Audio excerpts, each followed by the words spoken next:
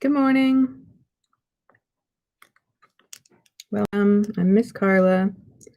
Can't seem to make my hair not stick up weird today, but sometimes that just happens. Anyway, we're gonna continue with Ghost Squad by Claribel A. Ortega. But before I start, I want to remind you, in case you didn't see the post online, that I did in fact start that reading of A Christmas Carol for I'm sorry. I started the Read-Aloud of A Christmas Carol by Charles Dickens. I started it yesterday evening at 6:30, so there's one installment that you can go back and watch. And I'll be continuing it this evening, tomorrow, and Wednesday. I'm going to take 4 sessions to complete it. It's not very long. And that way we'll be able to get through it just before Christmas Eve. And I'm turning off my phone because once again I forgot to do it before I turn this on. Here we go.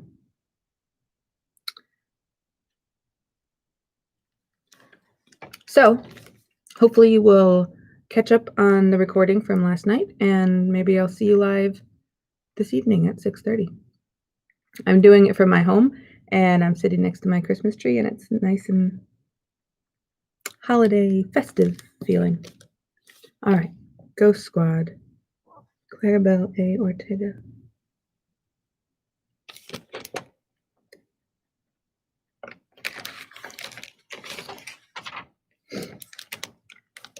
Chapter 12. Everything in Lucille's house was ancient. The boxy television, the plastic sofa, the cream-colored PC from the 90s, everything.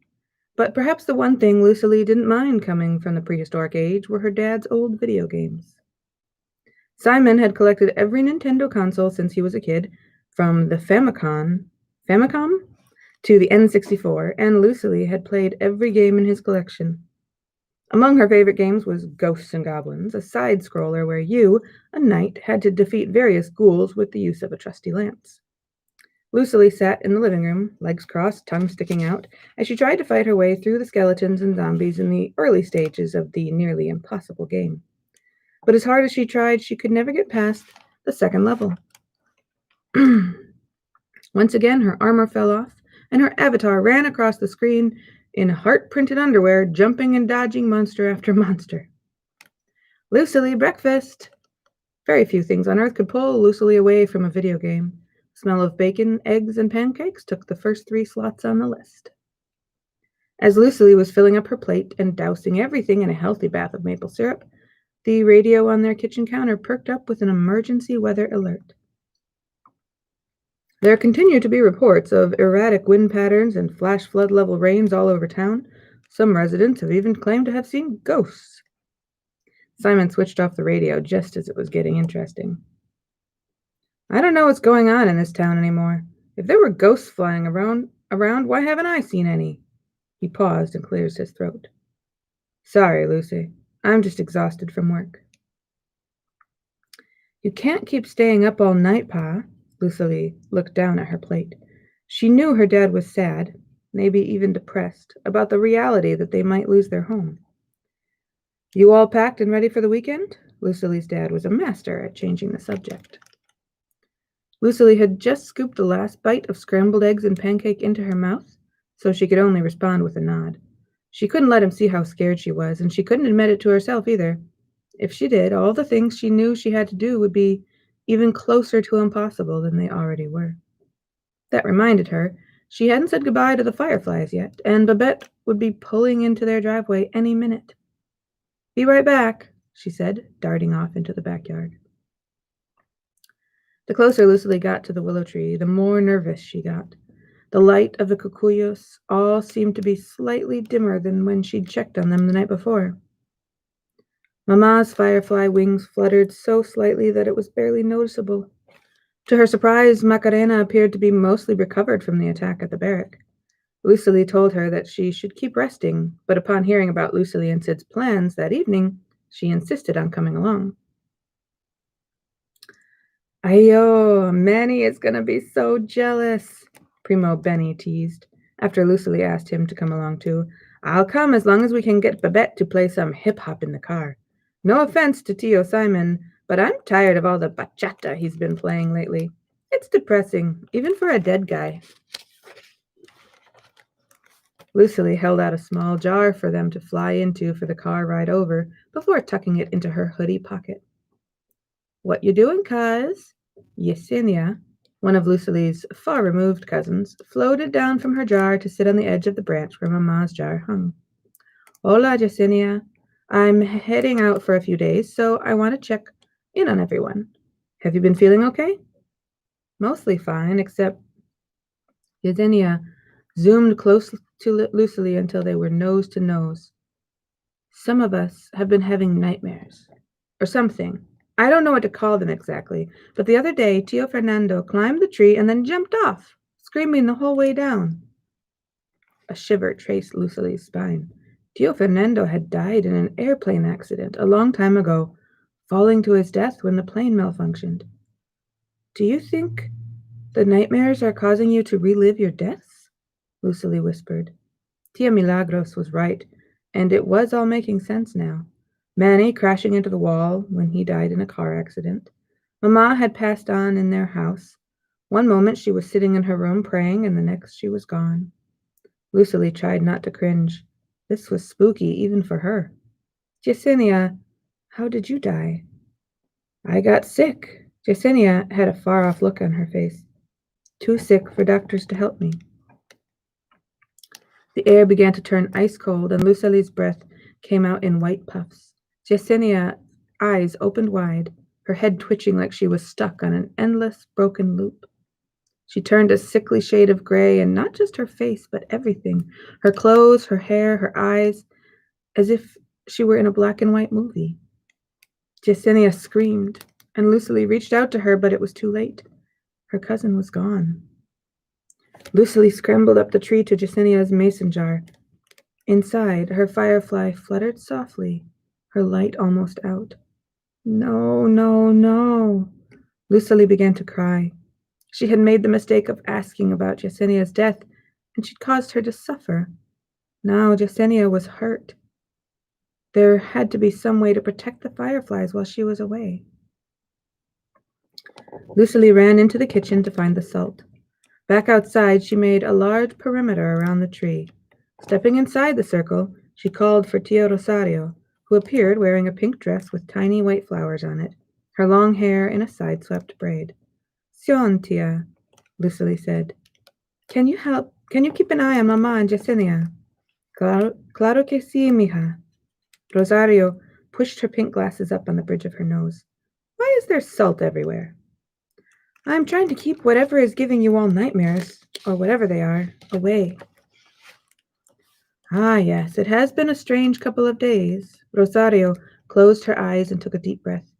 It already feels lighter. Thank you. Lucily smiled. I'm going to Babette's for the weekend. If anything happens, I'll do my best to get the message to you. Don't worry. Tia Rosario held her namesake in one hand and fingered the beads worriedly. Lucily hugged Rosario, letting herself sink into her aunt's warm embrace. Thanks, Tia. Suerte fuerza. Tia Rosario squeezed Lucily's hands tight before floating back to her jar. Lucily inched closer to the lowest branch, the one that seemed to reach out and stroke her hair whenever she walked past the tree. Mama, Lucily whispered, I'm going to figure out a way to fix this. Don't worry, you're going to be okay. Lucily looked up at the lights of the other fireflies around her. You all are, I promise.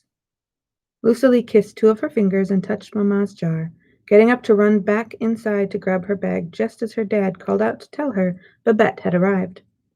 All right, Lucy, now you mind Mrs. Fairs this weekend. I don't want to hear even one complaint from her, understood? Lucily's dad bent down to kiss the top of her head. When has anyone ever complained to you about me? Lucily feigned shock. Wait, don't tell me. I promise I'll be good. You better be, Simon smiled. I know you've never seen a real flying chancleta in your time, but trust me, I can make it happen if need be. Don't worry, Simon. I'll keep them in line. Babette clicked her seatbelt into place. Come on, Lucily. Sid was bouncing up and down in her seat, causing the entire car to rock. Hey, Pa? Simon took a sharp breath as if Lucily had startled him. What's up, Lucy? I love you. Like, a lot. And things are going to be okay, I promise. Her dad smiled and wiped at his eyes. He looked at Lucily with so much love that her heart felt as if it might burst. I know you do, and I love you. All their hope rested on the next 3 days. Lucily knew that if they didn't succeed this weekend, there would be nothing anyone could do. No amount of money could stop Mayor Anderson from wiping out the entire town. That's why tonight they wouldn't be sleeping. They'd be ghost hunting. Chapter 13.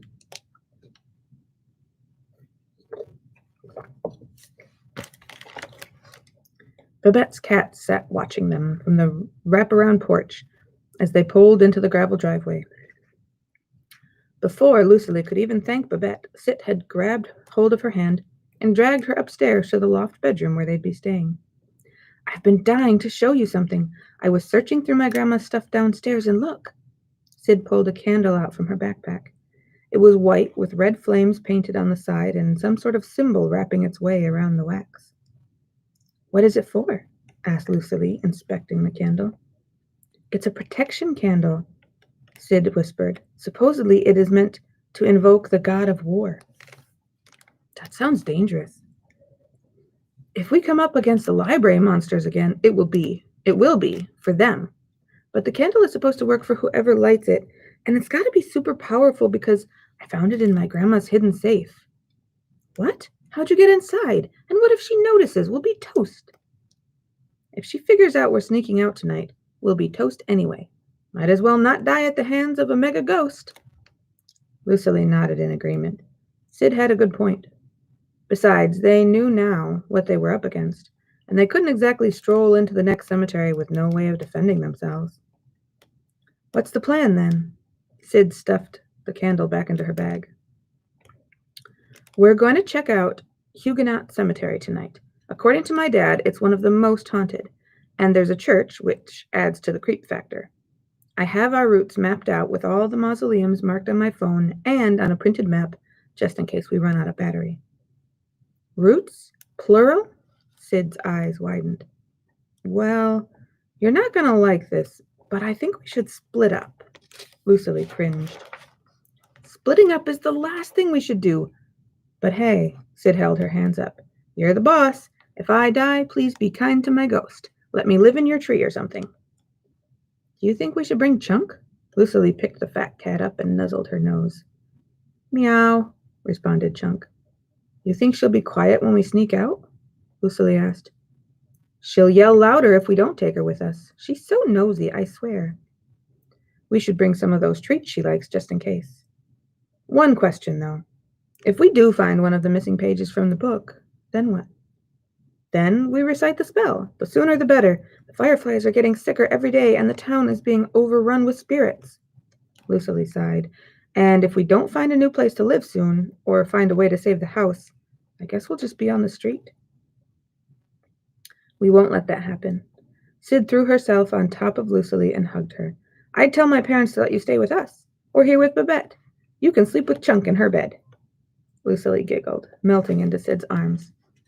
If we can fix it by Halloween, do you think there's a chance you could stay? Maybe. Lucily got up on her elbows and turned to face Sid. Last year on Halloween, I remember Dad saying we made over $5,000. That's nowhere near what we need, but maybe if we make that much, it will be enough to convince Mr. Vincent to let us keep the house a little while longer. And who knows, once the real ghosts are gone, maybe tourists will be curious enough to come and see what the deal is. Let's work on that tomorrow. Tonight, we focus on finding the next clue, Sid said. For the first time since this whole thing started, Lucily had some hope, even if it was only a glimmer. There was a sharp knock on the front door that startled Lucily out of her reading. They had been in Babette's library, with her permission this time, supposedly reading up on ghosts, but in fact trying to find more information on the counterspell. The library sat near the front of the house, and both Lucily and Sid snuck up to the archway between the library and the foyer to eavesdrop just outside of Babette's view. Lucily listened as Babette opened the door and a familiar voice greeted her. "Mayor Anderson, this is a surprise," Babette said. "What are you doing out visiting residents so late? You usually send that much smarter assistant of yours around." "It's nice to see you too, Babette." Sid and Lucily looked at each other. What was Mayor Anderson doing there? Lucily chanced to peek and could see the ridiculously tall man towering over Babette in the doorway. He tugged on his white handlebar mustache and then smoothed his long trench coat over his chest before handing something to Babette. "As you know, the annual Halloween festival is coming up soon, so I thought I'd do a bit of local canvassing, passing out flyers and such. It would be a great pleasure if you could join us for our little soiree." Babette looked at the flyer and crumpled it up. Mayor Anderson's gaze shifted to where Lucily and Sid were hiding, his mouth spreading into an unnatural smile, as if his face were made of putty. His eyes flashed a sickly green as he turned back to Babette. Lucily's hand flew to Sid's mouth just in time to stifle the gasp she knew was coming. They both stood there, frozen in fear. "I'm not interested." Babette moved to close the door, but the mayor stopped her with one long arm. "I think it would be advisable for you to at least consider." "I think it would be advisable for you to get off my property before I call the police. Or I can hex you." Babette did not mess around. The mayor held up two hands in surrender. "Have a pleasant evening, Babette. We hope you will reconsider." And with that, the mayor left. Babette slammed the door and whipped around faster than Lucily and Sid could pull back from their hiding spot. "I think it's about time for bed for you two little eavesdroppers." The girls waited until Babette had gone into her room and shut the door before going over their supplies. Chunk, Data, and Sloth had parked themselves on the girls' bags and were watching them with casual disinterest. "When I said be prepared, I meant to go ghost hunting, not for a weekend trip to Disney," Lucily said. "You said be ready, which means I bring all my ghost stuff. You know I'm like this. Accept me or lose my friendship." Sid crossed her arms. "You're so extra." Lucily laughed. "Okay, what's in the bag?" "So this is a protection amulet to help ward off evil spirits, all the way from New Orleans. And this is a fresh ghost catcher." Sid held up a spray-painted mason jar. "I made it myself and took my time this go-around, so hopefully it actually does something, unlike the first one. It might not work as well as Babette's stuff, but it should do the trick. Did you bring the fireflies?" Lucily nodded and put one hand on the skinny container holding her cousins Macarena and Benny. They were some of the youngest and strongest fireflies, plus she didn't know if she could handle Tia Milagros and evil spirits all at once. "Cool. We're going to put them into the mason jars, and they should help attract evil spirits." Sid reached for the jar. "Hold up." Lucily held one hand up to stop Sid. "Two things. One, you promised they wouldn't get hurt, and trapping them with evil spirits doesn't sound very cozy or safe. Two, I still don't know how a spray-painted mason jar is supposed to work against an ancient spell. It doesn't look nearly as cool as the muon traps they use in Ghostbusters." "We're not in Ghostbusters. This is real life, and my DIY ghost catchers are better than nothing. I had the formula all wrong last time. It's all in the black paint." "You know what? You're right. Maybe after we save the town from vicious spirits dragging us all into the underworld, you can sell your handcrafted hippie ghost catchers on Etsy. Name your store Sassy Sid's." Lucily couldn't hold back the laugh that fought its way out of her. Sid narrowed her eyes at Lucily, but a smirk played on her lips. "Anyway, I brought 3 more protection amulets, gifts from Babette on my birthdays. We should all wear one, even Chunk. Also, Sassy Sid's has a nice ring to it, and I'm putting that in my journal." Sid handed Lucily a necklace with a giant sapphire pendant in the center. Sid's had a beautiful amethyst stone, and Chunk's was made from a clear crystal. They each slipped an amulet on, and Lucily felt a warmth spread throughout her body. These things must have been strong. Chunk mewed in protest when Sid tied it around her neck, trying to swat at it with her paws. Once she'd calmed down, Sid put Chunk back on top of her bag, and the cat began snoring in seconds. I picked up some Florida water, too, which helps ward off bad energy and evil spirits. And these stones are supposed to ward off demons in possession. Oh gosh, I need one of those. Lucily held her hand out, remembering how awful it felt for Mamma's ghost to go through her. Sid dropped the pink stone in her hand. It was cold and smooth. You sure this is going to work? Well, I've never been possessed, but you have to stop trying to drag my tools.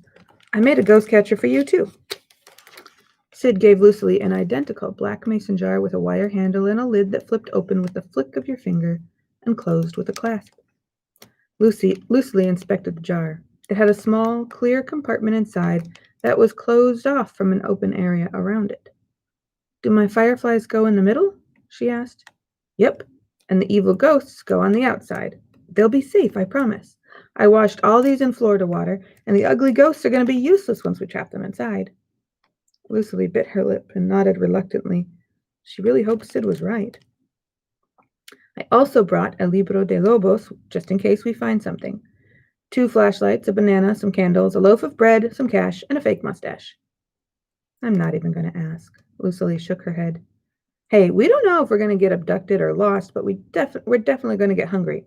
And the mustache is a disguise in case we run into Mayor Creepy again and he spots us. I only have one, though.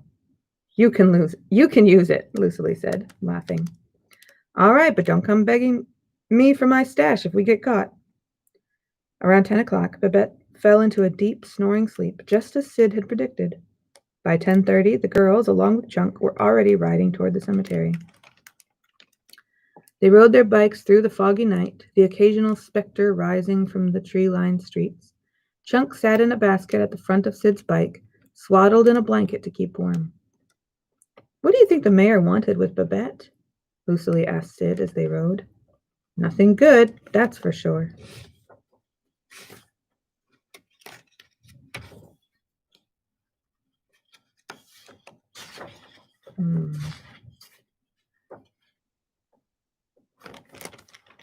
Once they'd reached the entrance to Huguenot Cemetery, Lucily and Sid hid their bikes behind a giant elm.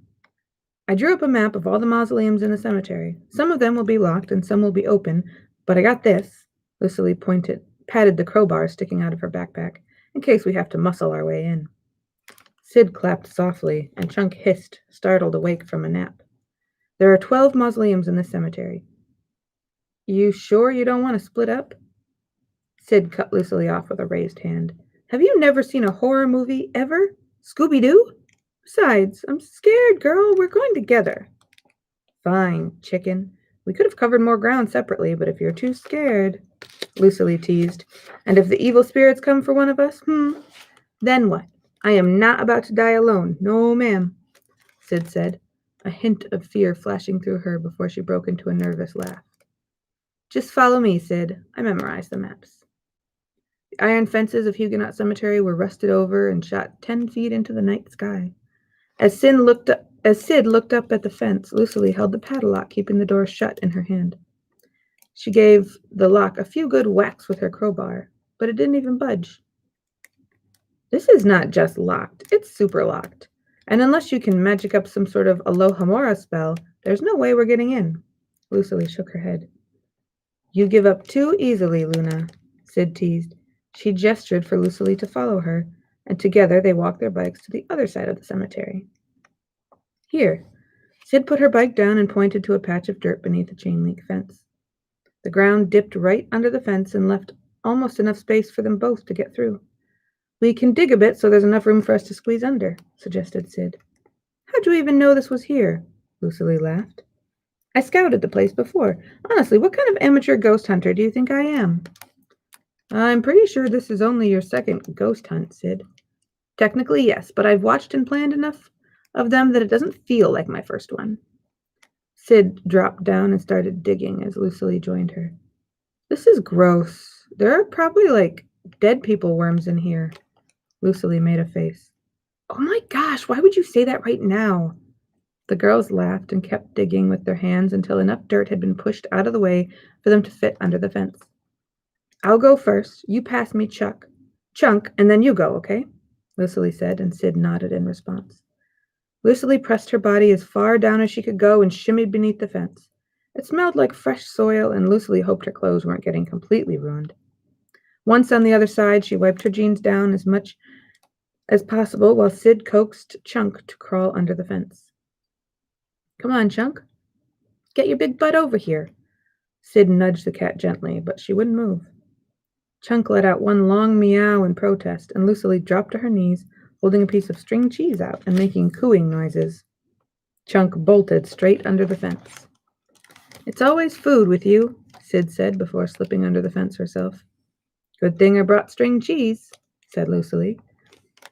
"Good thing my grandma's cats are solely motivated by food." The cemetery seemed darker than the rest of the world somehow, and colder. The trees swayed, and Lucily tried her best not to look at them. In the dark, they looked like ghosts dancing. Chunk sat alert in a baby sling wrapped around Sid's chest. As they walked through the misty graveyard, Chunk began whining softly, and Sid whispered comforting words. She was quiet for a moment, but whimpered again as they approached the mausoleum. "She okay?" asked Lucily. "She shouldn't have to use the bathroom. She went before we got here. She can probably sense the ghosts." Lucily rubbed the cat's head, and Chunk licked her before hiding her head inside the pouch, shivering. "Come on." Lucily tried to ignore her nerves as she pushed open the heavy marble door. The mausoleum was even colder than the cemetery. They shone their flashlights inside, casting long shadows across the walls and floor. They stood so close, Lucily could feel the goosebumps on Sid's leg up against hers. Chunk was crying frantically now. "Maybe you should stay outside with her to keep watch," Lucily said. "I don't want her tiny heart to burst." "No way I'm standing out there alone." Sid pulled something from her pocket and gave it to the cat. Lucily could hear Chunk chewing happily, and the whimpering subsided. They inspected the right side of the tomb together, Sid's hand gripping Lucily's arm so hard it hurt. "You gonna be okay? You usually love this stuff," Lucily said. "I know, but I'm freaked out. Chunk is scared, and she's hardly ever scared. I just have the heebie-jeebies." "We're in a graveyard in the middle of the night. It would be weird of you not to have the heebie-jeebies," Lucily said. "I'm just trying to keep my cool because we have at least another 4 hours of this to go before we have to head back home." "Right." Sid straightened up and let go of Lucily. They inspected the other side of the tomb and were back at the entrance a few moments later. "Nothing." Lucily ruffled her curls in frustration. "Come on, next one is about 20 paces to our left. No sense in messing up your hair." The next mausoleum was much bigger than the first, with 2 corridors leading to separate rooms. They stuck together, not wanting to lose sight of each other. Lucily ran her hands along the dusty wall and looked for hidden nooks and traps. Sid shone her flashlight inside the coffin and felt around with a long stick. "No luck," said Lucily after they'd searched the entire tomb. Loud squeaks came from every corner of the next mausoleum. The flash of a long tail or musty gray fur scurrying across the ground made Lucily cringe, and she tried not to scream. But aside from the giant rats that lurked in its shadows, the tomb was empty. So were the next 3. It was 1 in the morning by the time they reached the 7th mausoleum, and Lucily was beginning to worry they'd never find the missing pages. Sid shivered. Despite the normally mild weather, both girls had succumbed to a cold in their bones that they couldn't seem to shake, no matter how much they jumped around or rubbed their limbs. A light drizzle came down and made pockets of gray light in the mist. They made their way into one of the largest mausoleums in the cemetery. It was so cold that goosebumps covered Lucily's body, and her nose felt like that one time they'd spent Christmas in New York years ago. Every time it got unnaturally cold, something bad happened. With Mama and Manny, and at the fort. Lucily shivered and pushed that thought out of her head. The mausoleum smelled like mothballs and wet clothing and the plastic of old toys abandoned in a second-hand store. Just as she thought of the toys, Lucily heard what sounded like a small child laughing and feet scuttling across the cement ground. She stopped and swirled around at the noise, but there was nothing there. Only darkness. Something doesn't feel right.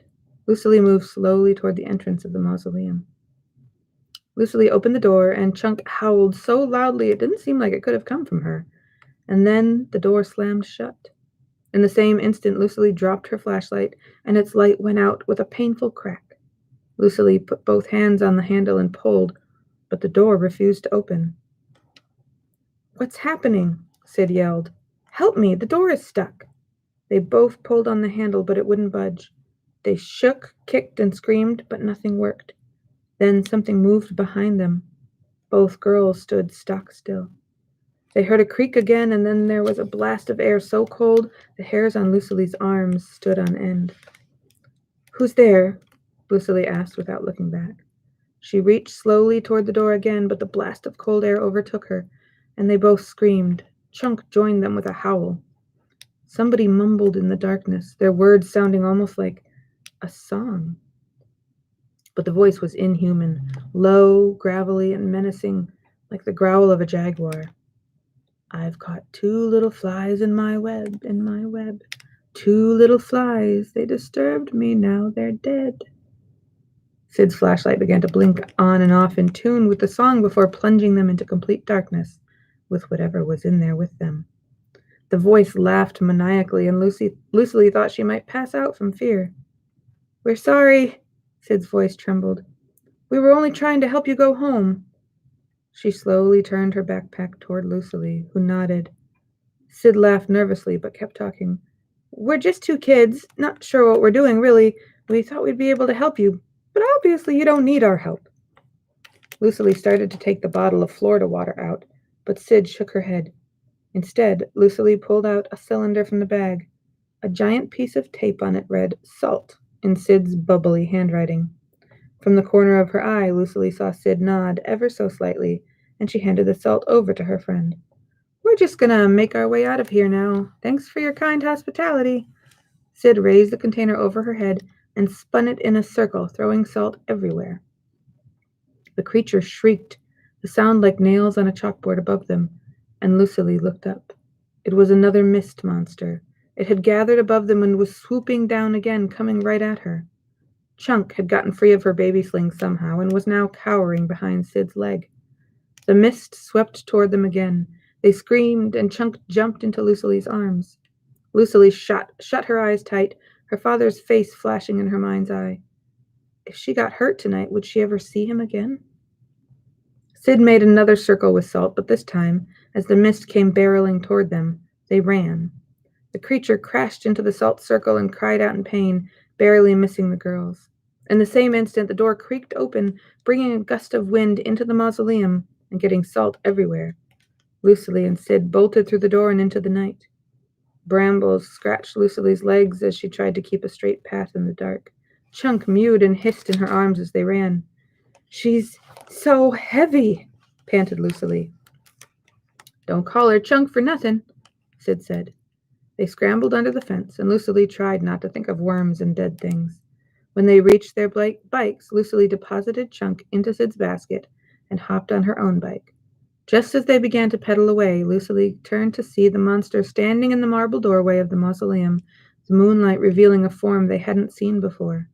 Its vacant eyes were staring directly at Lucille and Sid, and aside from the gray skin and black hole of a mouth, it looked exactly like Mayor Anderson. That's the end of that chapter, so we will start chapter 14, which is page 139, on Wednesday morning. I will see you then. Bye-bye.